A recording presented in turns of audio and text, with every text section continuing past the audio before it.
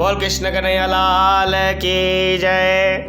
ओम श्री परमात्मे नमः। श्री भगवद गीता के दूसरे अध्याय का महात्म्य। श्री भगवान कहते हैं, लक्ष्मी प्रथम अध्याय के महात्म्य का उत्तम उपाख्यान मैंने तुम्हें सुना दिया। अब अन्य अध्यायों के महात्म्य श्रवण करो। दक्षिण दिशा में वेद वेता ब्राह्मणों के पुरधनपुर नामक नगर में श्रीमान देव शर्मा नामक एक विद्वान ब्राह्मण रहते थे। वे अतिथियों के पूजक, स्वाध्यायनशील, वेद शास्त्रों के विशेषज्ञ, यज्ञों का अनुष्ठान करने वाले और तपस्वियों के सदा ही प्रिय थे। उन्होंने उत्तम द्रव्यों के द्वारा अग्नि में हवन करके दीर्घ काल तक देवताओं को तृप्त किया, किंतु उन धर्मात्मा ब्राह्मण को भी कभी सदा न रहने वाली शांति न मिली। वे परम कल्याणमय तत्व का ज्ञान करने वाले प्राप्त करने की इच्छा से प्रतिदिन प्रचुर सामग्रियों के द्वारा सत्य संकल्प वाले तपस्वियों की सेवा करने लगे।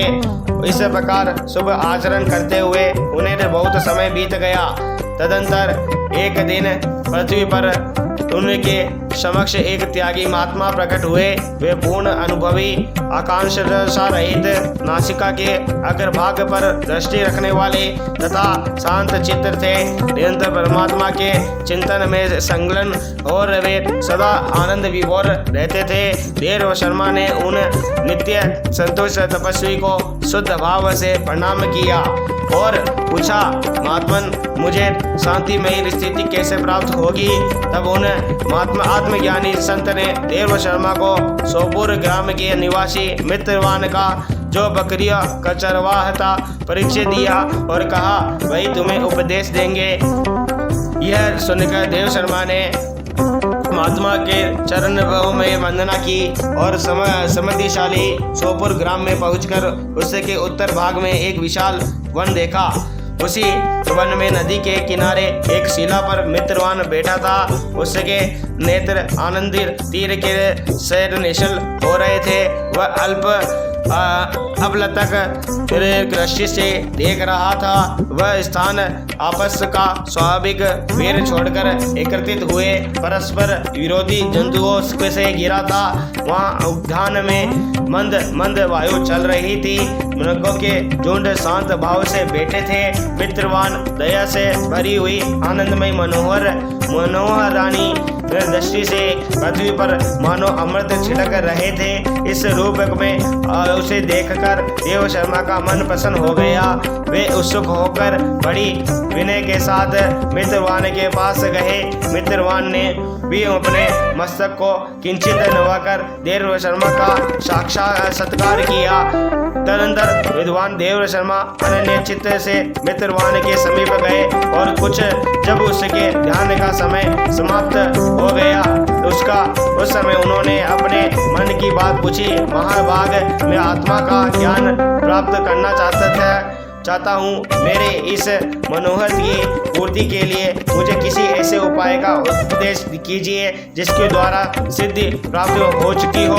देव शर्मा की यह बात सुनकर मित्रवान ने एक क्षण तक कुछ विचार किया। उसके बाद इस प्रकार कहा, विद्वान, एक समय की बात है, मैं वन के भीतर बकरियों की रक्षा कर रहा था। इतने में ही एक भयंकर व्याघ्र पर मेरी दृष्टि पड़ी जो मानो सबको ग्रस लेना चाहता था।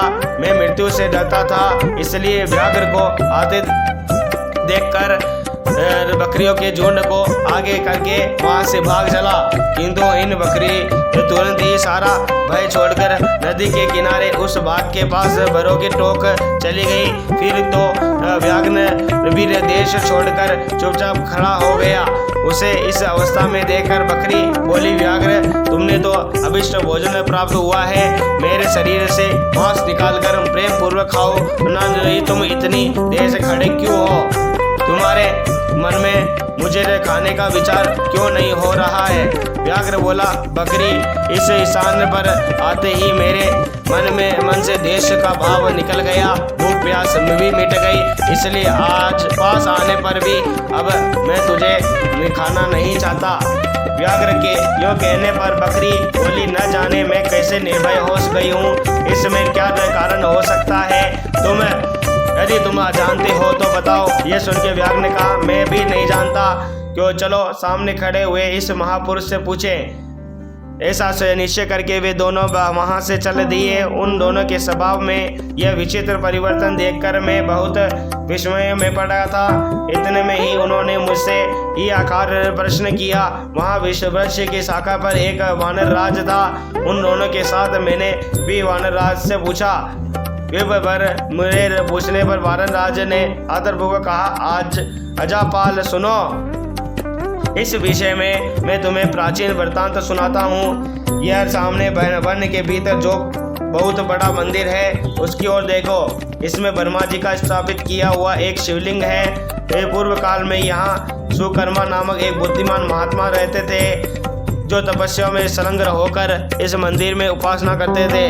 वे मन में से एक फूलों का संग्रह कर लाते और नदी के जल से पूजनीय भगवान शंकर को स्नान कराकर उन्हीं से उनकी पूजा किया करते थे। इस प्रकार आराधना का कार्य करते हुए सुकर्मा यहाँ निवास करते थे। बहुत समय के बाद उनके समीप किसी अतिथि का आगमन हुआ। सुकर्मा ने भोजन के लिए फल लाकर अतिथि को अर्पण किए और कहा, विद्वान, मैं अब केवल तत्व ज्ञान की इच्छा से भगवान शंकर जी की आराधना करता हूँ।